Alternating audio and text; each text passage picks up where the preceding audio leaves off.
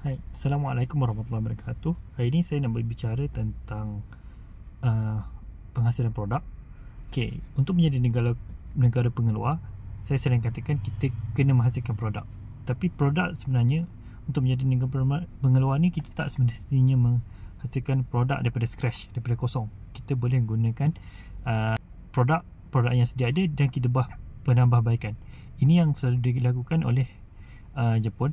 Mereka menambah baik ataupun membuat kaizen daripada produk yang sedia ada. Maka terhasillah teknologi yang baru, dan mungkin daripada situ dia akan berpecah pada cabang yang baru, nampak untuk menghasilkan benda yang baru. Okey, untuk menghasilkan produk, kita mempunyai kekangan. Mungkin kita boleh membuat design, tapi kita tak ada cara untuk membuat kako atau membuat machining untuk menjadikan bahan itu. Contoh, dulu zaman dahulu kita ada kita boleh potong dalam 0.05 mm, tapi bila ada nanoteknologi kita boleh potong 0.001 mm kerana ke bawah kan. Jadi macam itulah.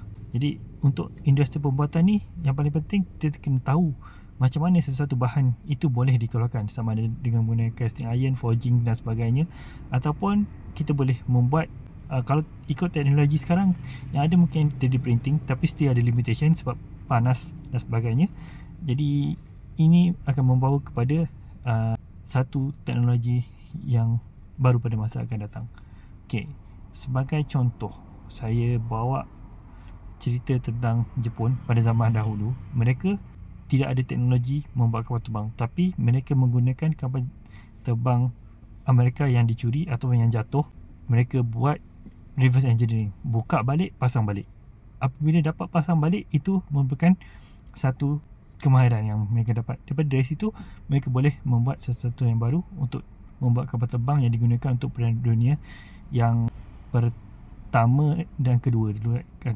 Jadi itu adalah analogi reverse engineering untuk menghasilkan produk. Jadi syarikat-syarikat seperti Sony, Toshiba, Hitachi, Sharp, Jepun tu sebenarnya mereka mengeluarkan TV. Contoh Sony Bravia, Panasonic Viera, Toshiba Rexha, Sharp Aquos. Tapi jika anda melawat ke syarikat tersebut, di dalam makmal research and development dia, R&D dia, ada TV daripada syarikat-syarikat lain. Mereka akan pecahkan, akan hasilkan produk daripada mereka akan try buka balik dan pasang balik dan melihat apa yang ada pada syarikat-syarikat pesaing mereka. Dan mereka juga biasanya akan keluarkan teknologi tu sedikit demi sedikit. Jadi contoh, jika mereka akan keluarkan sedikit, tengok company lain boleh compete atau tak.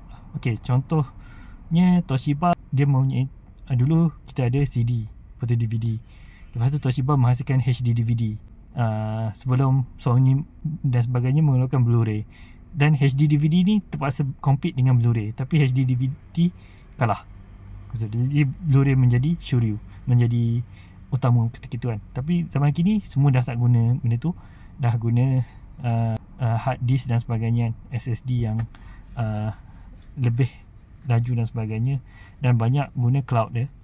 Dan apabila zaman berubah, pada zaman dahulu contoh disket atau CD yang kita guna zaman dahulu, kini dah tak digunakan lagi. Itu adalah perkembangan teknologi dalam penghasilan produk di dunia ini. Oleh itu, kita sebagai rakyat Malaysia, kalau nak memastikan produk di negara kita ini ada, kita memerlukan kepakaran dalam pembuatan.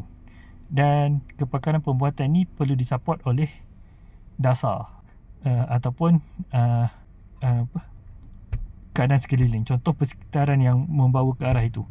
Sebagai contoh, zaman sekarang saya perhatikan pelajar-pelajar yang ingin mengambil bidang science and engineering ataupun technical ni agak berkurangan berbanding dengan yang mengambil sains aktuari dan sebagainya.